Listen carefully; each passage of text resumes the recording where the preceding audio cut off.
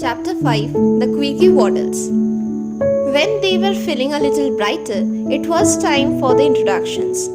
Mr. Waddle introduced the Pickwickens to his mother. She was a crotchety old woman, and it did not lift her mood any that she was heard of hearing. They were also made to meet the neighbors of the Waddles.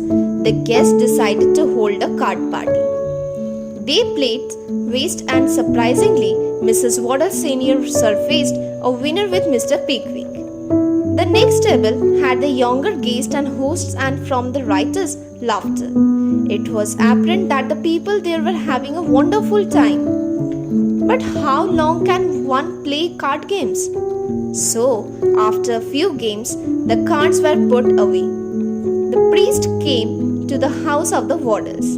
It was time now for some literature, and the latest entrant was asked to narrate a poem. Later, Mr. Waddle asked him to tell the guests a story that highlighted the crime of John Edmunds. It was a tale of tragedy, the ruin of a family.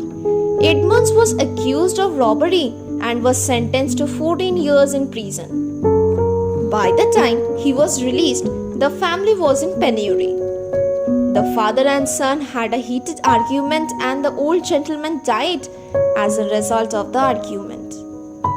Edmunds realized how his temper and his habits had ruined the family.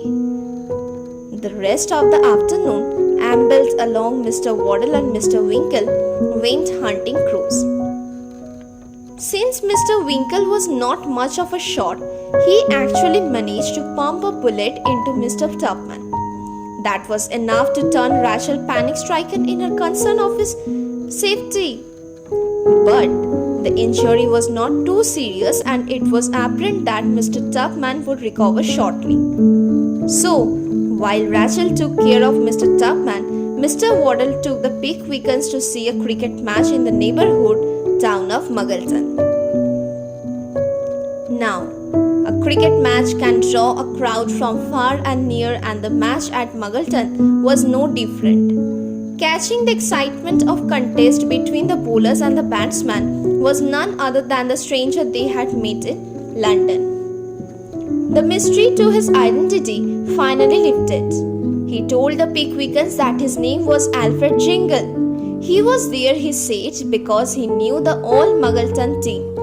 The important part of his battle being fought out on the cricket pitch was that the winning team would be treated to a meal by the losing team. There was much imbibing of alcohol which took it with a rancor that may have been. The drinking party went on till the early morning and left much bonhomie among the group. Mr. Tupman had suffered a jolt and a bit of an injury.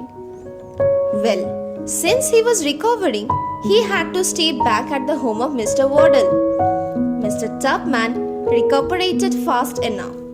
Taking a walk with the caring Rachel, he lost no opportunity in telling her that he loved her. After professing his love for the lady, he kissed her in what he believed was the privacy of the garden. However, he was spotted doing so by Joe, the fat boy.